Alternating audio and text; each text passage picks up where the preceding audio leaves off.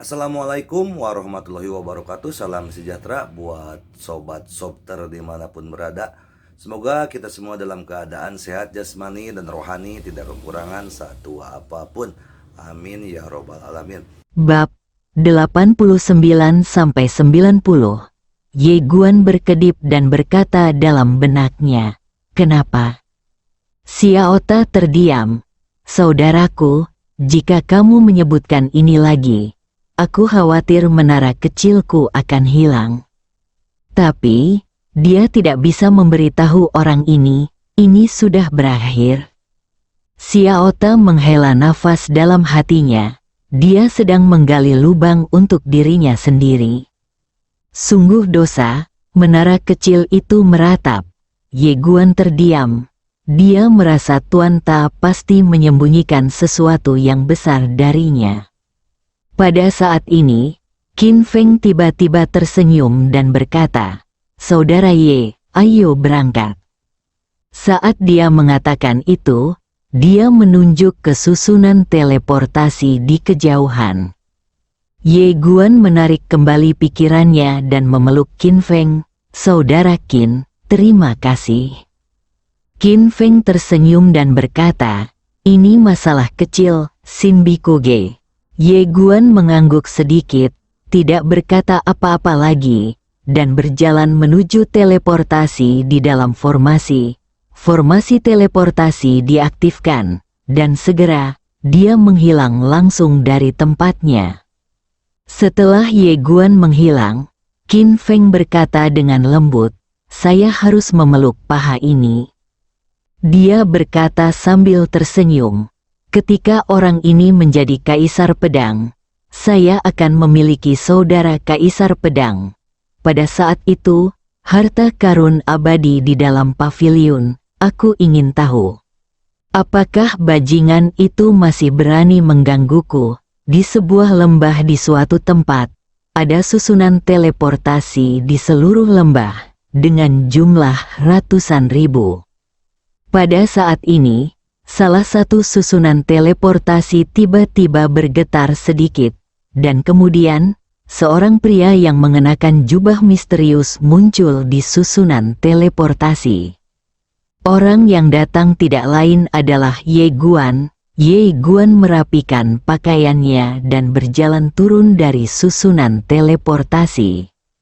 Dia mendongak dan melihat menara yang agak tinggi di ujung lembah. Suanta, Ye Guan hendak bangkit dengan pedangnya.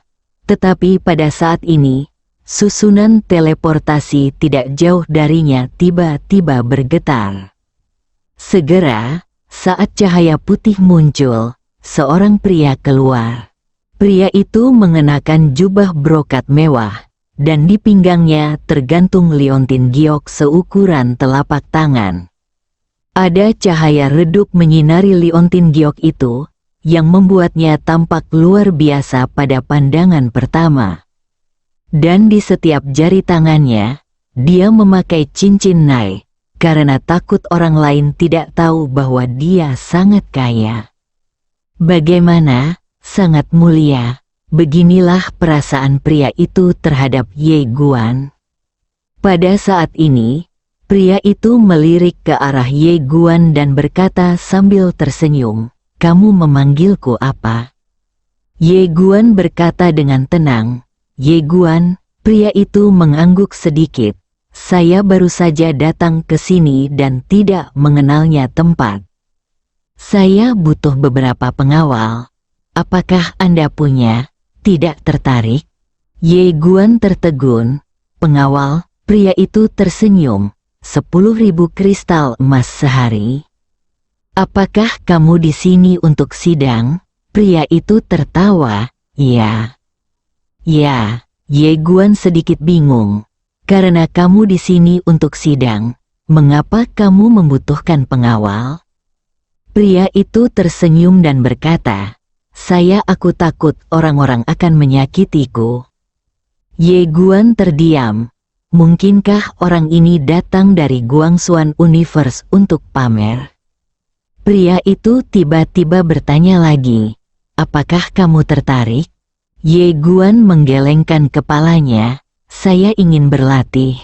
Saat dia mengatakan itu, dia bangkit dengan pedangnya dan menghilang ke langit yang jauh dalam sekejap mata. Melihat pemandangan ini, pria itu tertegun, apa-apaan ini?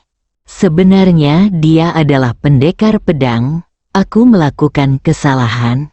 Petik 2. Ye Guan datang ke menara misterius itu, dan aku harus mengatakan bahwa menara misterius ini sangat besar, seperti setinggi ribuan kaki, langsung ke kedalaman langit, dan mencakup area yang sangat luas puluhan mil. Itu hanyalah sebuah raksasa. Ye Guan datang ke pintu masuk, dan ada seorang lelaki tua duduk di depan pintu menara. Orang tua itu menatap Ye Guan dan tidak berkata apa-apa. Ye Guan Dao, uji coba tempur praktis, orang tua itu berkata dengan tenang. Uji coba tempur praktis dibagi menjadi 6 tingkatan, yaitu uji coba berbentuk manusia, uji coba berbentuk bumi, uji coba berbentuk langit, dan uji coba berbentuk kaisar. Pemurnian, uji coba tingkat abadi, dan uji coba tingkat kaisar. Ye Guan berpikir sejenak, lalu berkata, level mana yang harus saya tuju? Orang tua itu melirik Ye Xuan dan berkata dengan marah, tanyakan padaku. Siapa yang aku tanyakan? Ye Guan San tersenyum, lalu berkata, kalau begitu mari kita mulai dengan uji coba lapisan Tianzi. Orang tua itu berkata dengan tenang, tinggallah di sana selama 1 hari, 50.000 kristal emas. 50.000, ekspresi Ye Guan tiba-tiba berubah, 50.000 sehari. Ye melirik lelaki tua itu dan berkata dalam hatinya, ya Tuhan, Tuan Ta, paviliun Xiambao ini sangat menguntungkan. Saya hampir ingin merampok paviliun Xiambao. Orang tua itu berkata dengan tenang, apakah itu terlalu mahal? Orang tua itu melirik ke arah Ye Guan, sepertinya kamu adalah seorang kultivator biasa. Ye Guan sedikit bingung, seorang kultivator biasa? Orang tua itu berkata dengan lembut, kamu tidak memiliki latar belakang, tidak memiliki dukungan, dan kamu hanya bisa melakukan ini sendiri. Ini disebut kultivator biasa, mengerti? Kamu melirik lelaki tua itu, lalu mengeluarkan sebuah cincin dan menyerahkannya kepada lelaki tua itu.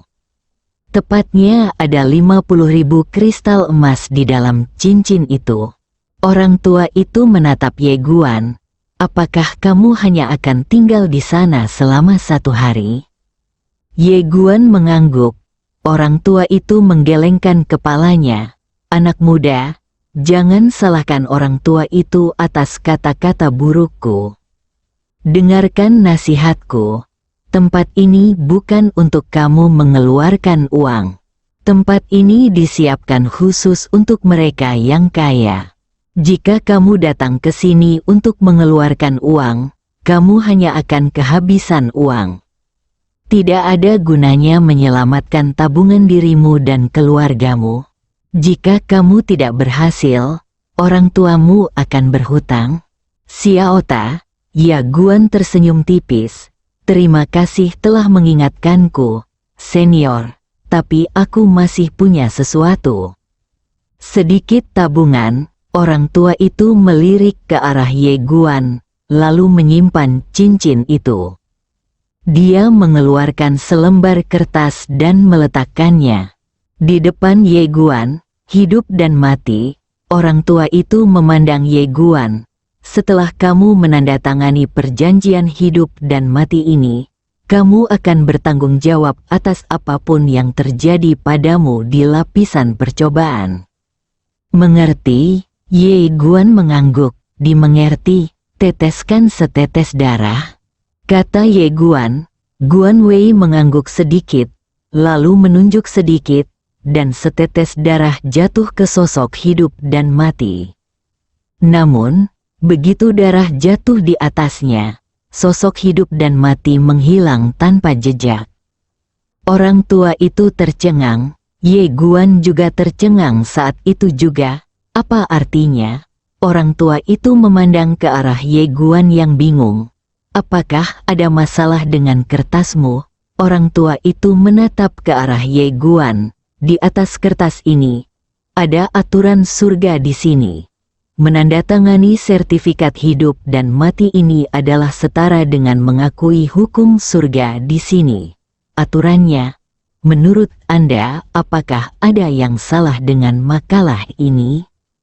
Ye Guan berpikir sejenak, lalu berkata, coba lagi. Orang tua itu melirik ke arah Ye Guan, lalu mengeluarkan sertifikat hidup dan mati lainnya. Ye Guan mengarahkan jarinya, dan setetes darah jatuh pada bentuk hidup dan mati. Namun, seperti sebelumnya, begitu darah muncul pada bentuk hidup dan mati, bentuk hidup dan mati menghilang tanpa jejak. Melihat pemandangan ini, lelaki tua itu mengerutkan kening dalam-dalam. Ye Guan menatap lelaki tua itu dengan wajah polos. Orang tua itu mengambil tanda hidup dan mati lainnya dan meletakkannya di depan Ye Guan. Ayo. Ye Guan mengangguk sedikit, lalu mengarahkan jarinya, dan setetes darah jatuh pada tanda hidup dan mati. Orang tua itu menatap situasi hidup dan mati, dan segera situasi hidup dan mati menghilang tanpa jejak. Ekspresi lelaki tua itu menjadi serius. Tidak bisakah hukum surga dalam keadaan hidup dan mati seperti ini menanggung setetes darah ini? Orang tua itu memandang ke arah Ye Guan. Siapa kamu? Ye Guan berkata dengan tenang, orang biasa. Aku benar-benar hanya orang biasa. Setelah menatap Ye Guan untuk waktu yang lama, lelaki tua itu berkata, "Di mana ayahmu?" Siapa nama ayahmu? Ye Guan menggelengkan kepalanya, aku tidak tahu. Orang tua itu mengerutkan kening, saya tidak tahu. Ye Guan mengangguk. Orang tua itu bertanya lagi, apa yang dia lakukan? Ye Guan ragu-ragu sejenak, lalu berkata, Tuanku Ta, berkata dia berhati lembut, brengsek. Tagai, sebenarnya, ayahmu cukup baik, kok. Ye Guan berkedip, benarkah? Xiao Ta ingin mengatakan sesuatu yang lain. Tetapi kemudian suara misterius itu tiba-tiba terdengar. Bodoh, dia sengaja melakukannya. Mendengar ini, Xiao Ta tiba-tiba terbangun, astaga. Aku hampir jatuh cinta pada bajingan ini. Ye Guan dengan cepat bertanya, Tuan Ta. Xiao Ta berhenti bicara. Ye Guan terdiam. Awalnya aku ingin mengeluarkan sesuatu dari mulut Master Menara ini. Tapi aku tidak menyangka Master Menara ini bisa mengetahuinya. Namun, hal ini juga membuatnya semakin yakin akan satu hal, yaitu mengenai ayahnya. Tuan ini pasti menyembunyikan banyak hal. Pada saat ini, lelaki tua itu bertanya lagi, apa yang ayahmu lakukan? Ye Guan menarik kembali pikirannya dan berkata dengan tenang, Senior, karena pendarahan saja tidak cukup, maka tanda tangani saja. Itu karena dia ingin menipu Tuan Ta, dan sekarang Tuan Ta diam, dia tentu saja tidak berkata apa-apa lagi. Orang tua itu sedikit mengernyit dan ingin menanyakan hal lain. Ye Guan tiba-tiba berkata, Senior, saya tidak tahu apa yang ayah saya lakukan. Tetapi ketika saya masih kecil, ayah saya selalu mengatakan sesuatu kepada saya. Sedikit penasaran, apa yang kamu bicarakan? Ye Guan berkata dengan serius. Dia mengatakan bahwa jika saya berlatih keras, alam semesta Guangxuan di masa depan akan bergantung pada saya. Xiaota, Ye Guan menghela nafas dengan suara rendah. Kemudian, ketika aku besar nanti, perlahan-lahan aku mengerti bahwa ayahku bukan hanya ayahku, tetapi juga ayah dari seluruh alam semesta Guangxuan. Dia mengeluarkan pena dan menandatangani sertifikat hidup dan mati, lalu berjalan menuju menara misterius. Xiaota. Di tempat itu, lelaki tua itu menjadi bingung. Setelah beberapa saat, dia melihat ke dalam menara dan berkata dengan marah, "Sial, kamu berbicara omong kosong di sini. Menurutmu ayahmu adalah ahli ilmu pedang manusia? Benarkah, kalau anak muda tidak belajar dengan baik, mereka hanya suka menyombongkan diri?" Tane, Xiaota tiba-tiba berkata, "Apa yang kamu katakan tadi?" Ye Guan terkekeh, "Tuan Ta, izinkan aku menyombongkan diri sedikit. Kalau tidak, aku khawatir dia akan selalu bertanya padaku, 'Kamu lebih baik dari ayahmu.' Ayahmu terkadang membual, tapi apa yang kamu banggakan itu benar." "Salah, itu benar. Tidak bisa berkata-kata." Saat ini, suara misterius itu tiba-tiba berkata, "Xiaota, aku menasihatimu untuk lebih bijaksana." Si kecil ini terlihat jujur, tapi sebenarnya dia sangat bijaksana. Itu juga bisa dilihat, kata-kata ceroboh orang ini seringkali hanya mencoba menipu orang. Memikirkan hal ini, Xiaota tiba-tiba pusing, mengapa tidak ada seorang pun di keluarga yang berpikiran sederhana. Mengapa? Xiaota menghela nafas dalam hatinya, semakin sulit menyembunyikan identitas orang ini. Tapi dia tidak boleh membiarkan orang ini mengetahui identitasnya sekarang. Jika tidak, kurangnya rasa krisis akan sangat merugikan budidayanya. Tahukah Anda, alasan mengapa Tuan Kecil menemui masalah dalam menghancurkan dewa saat itu adalah karena dia tidak memiliki rasa krisis? Dan mengapa Tuan Tua itu begitu tak terkalahkan? Itu karena keputusasaan yang dia alami saat menghadapi takdir adalah sesuatu yang belum pernah dialami Tuan Kecil sebelumnya. Apalagi saat saya melihat penggarap pedang Xiao Yao tidak berdaya dengan takdirnya, keputusasaan sungguh tak terlukiskan. Hilangkan rasa takut di hatimu dan hancurkan dewa di hatimu. Tuan Tua yang melakukannya, karena Tuan Tua berjuang sampai akhir. Hati taunya stabil seperti batu, dan bahkan takdir tidak dapat menggoyahkannya dan menghancurkan hati taunya.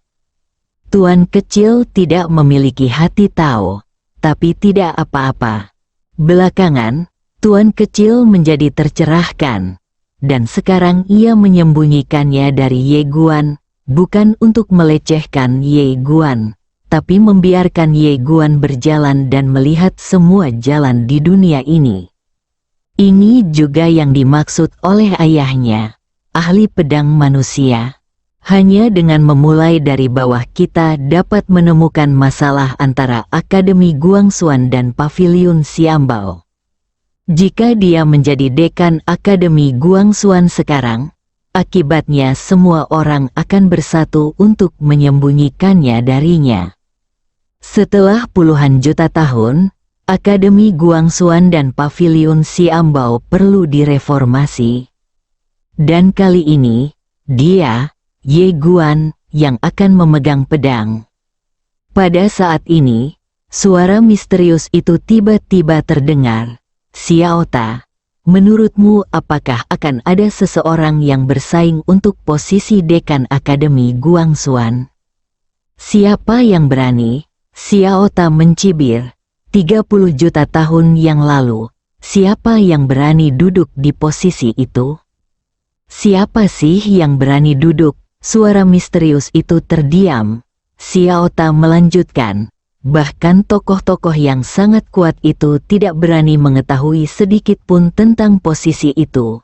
Suara misterius itu berbisik, bagaimana jika akademi merekomendasikan orang lain untuk duduk? Xiaota berkata dengan tenang. Kalau begitu, apakah itu masih perlu agar akademi itu ada? Suara misterius itu terdiam. Ye Guan menemukan susunan teleportasi di lapisan Tianzi. Setelah memasuki susunan teleportasi, dia diteleportasi ke gurun dalam sekejap. Kamu melihat sekeliling, dan itu sangat sunyi. Ye Guan mengerutkan kening, begitu diam, meskipun sepi dan tidak ada orang di sekitarnya.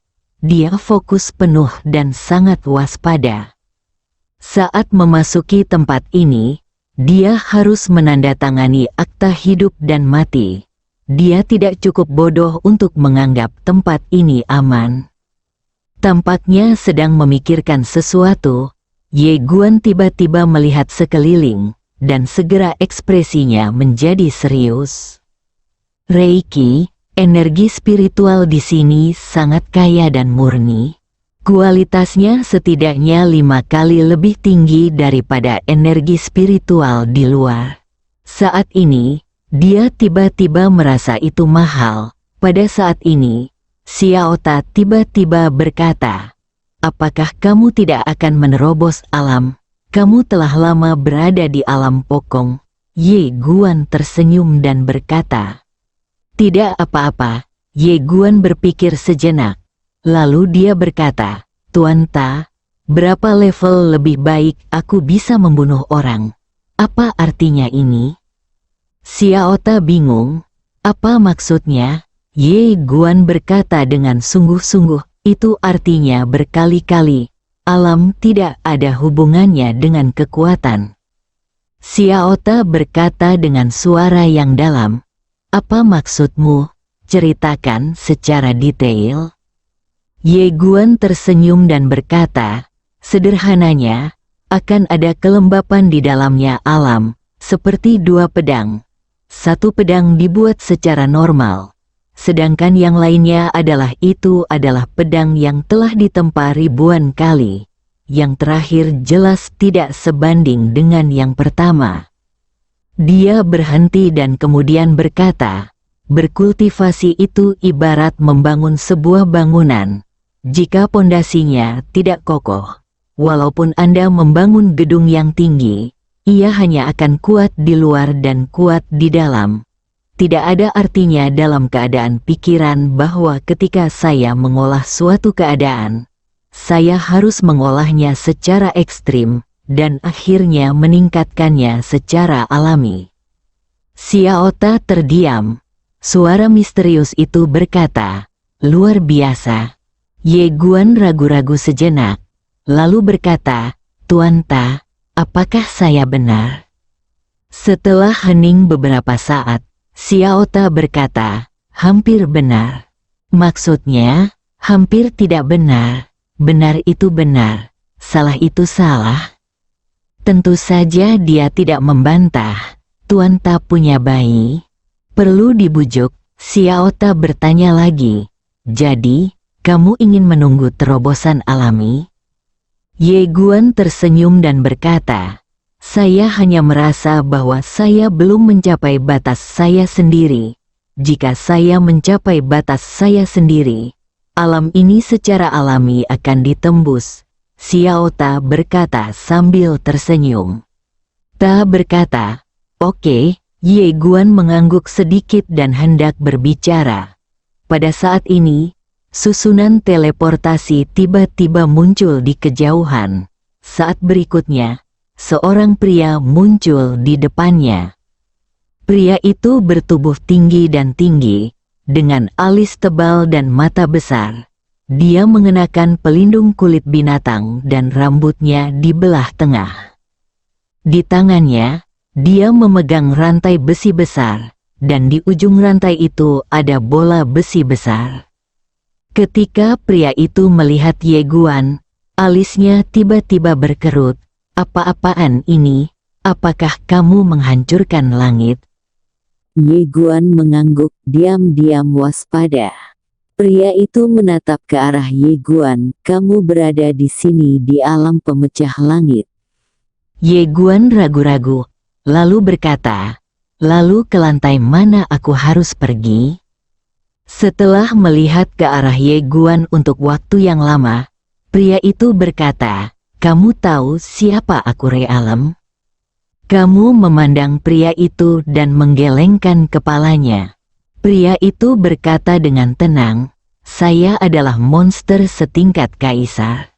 Ye Guan tercengang. Dia tidak menyangka orang ini sebenarnya adalah monster, dan dia juga monster tingkat kaisar. Pria itu menggelengkan kepalanya.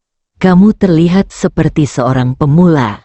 Kamu pasti datang ke sini di tempat yang salah.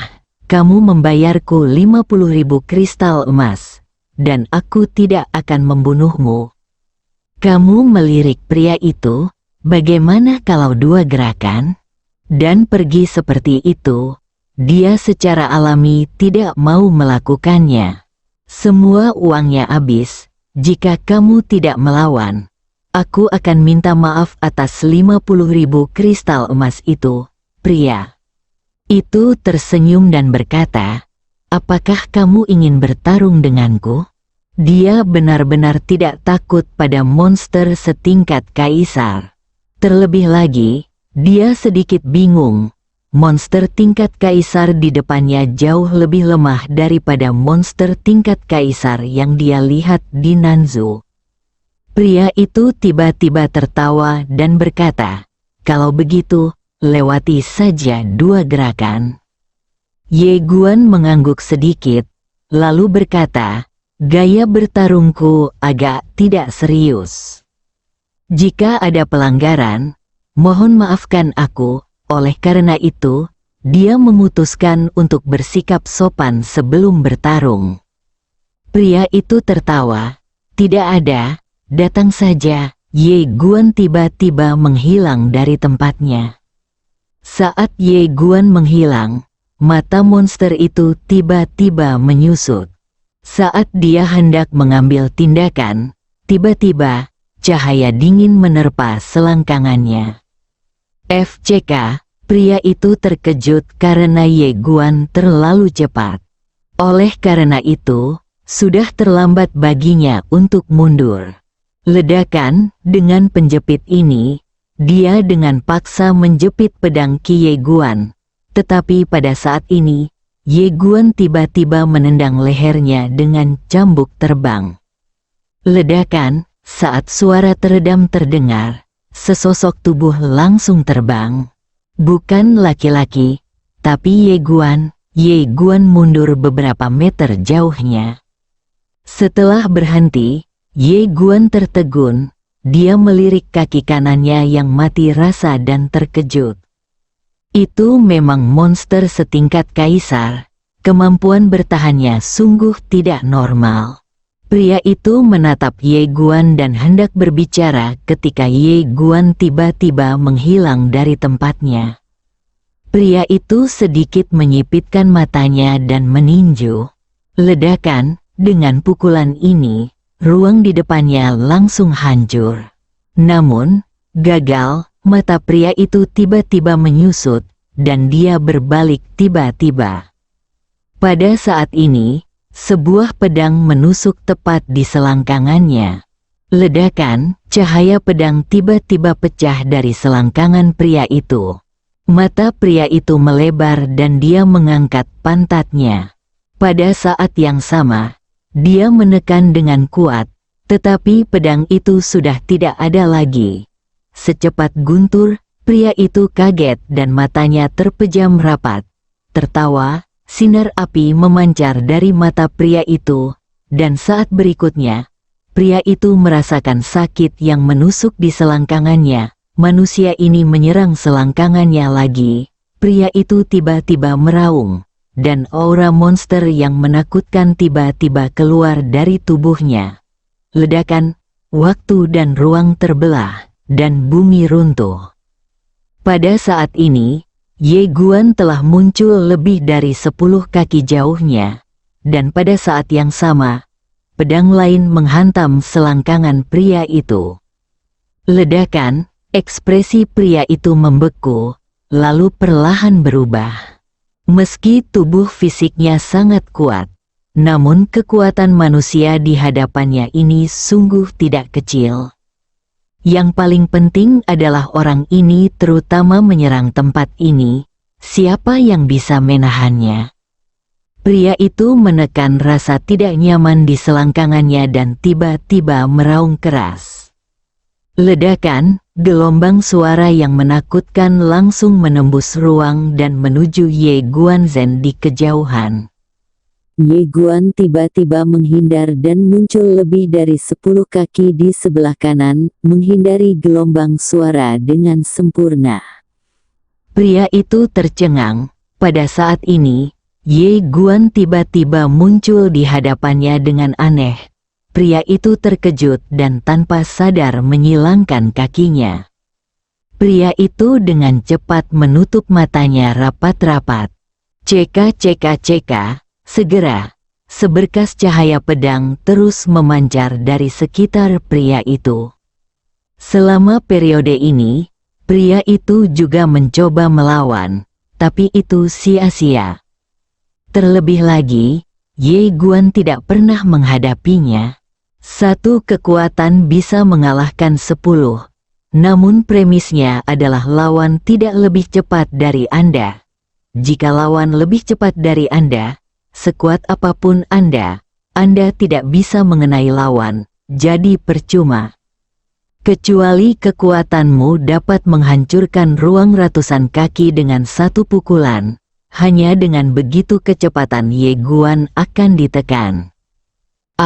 Pada saat ini, pria itu tiba-tiba meraung, dan saat berikutnya, aura monster yang menakutkan tiba-tiba keluar dari tubuhnya. Ye Guan hanya bisa menghindari ujung tajam untuk sementara dan mundur 100 kaki jauhnya.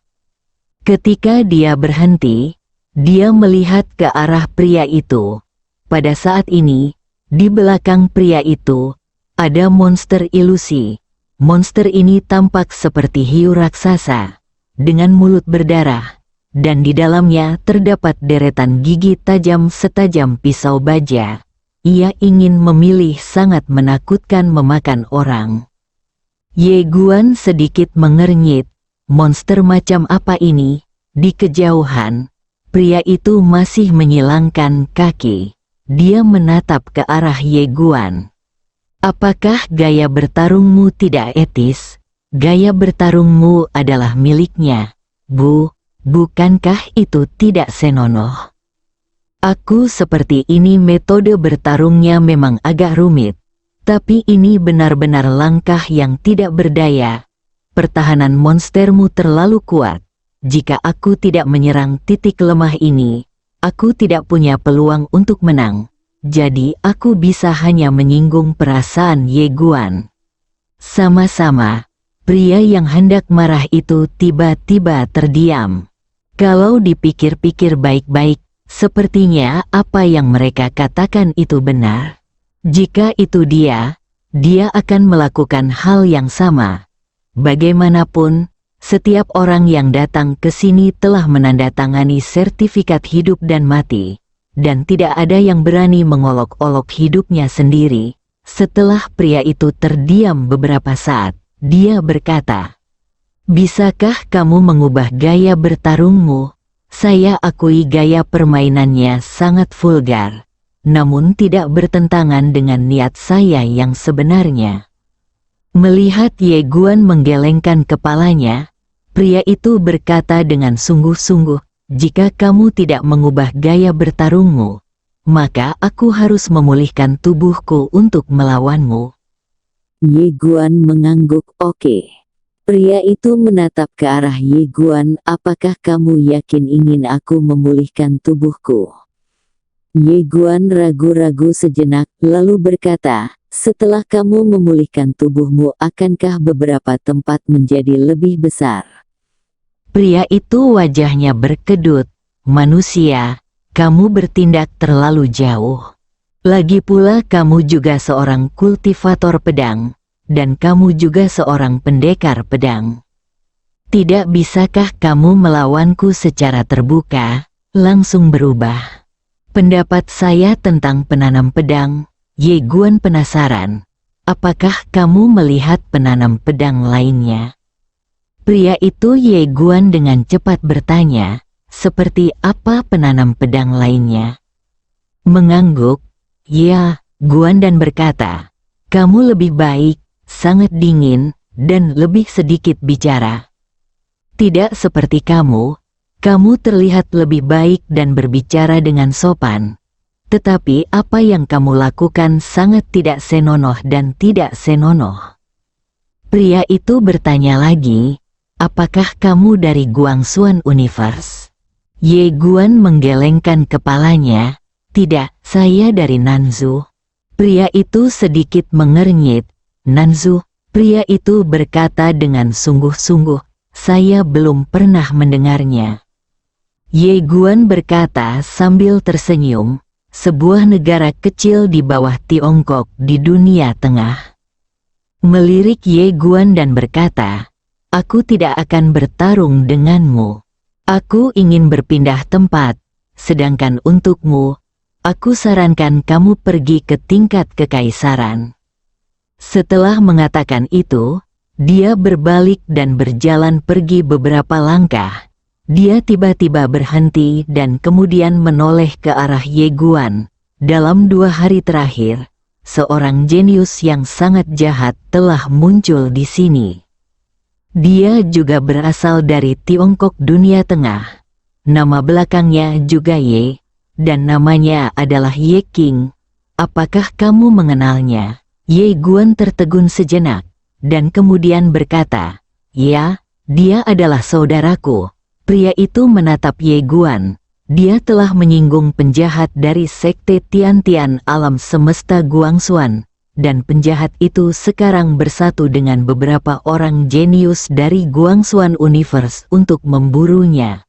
Mendengar ini, wajah Ye Guan langsung berubah dingin. Bersambung.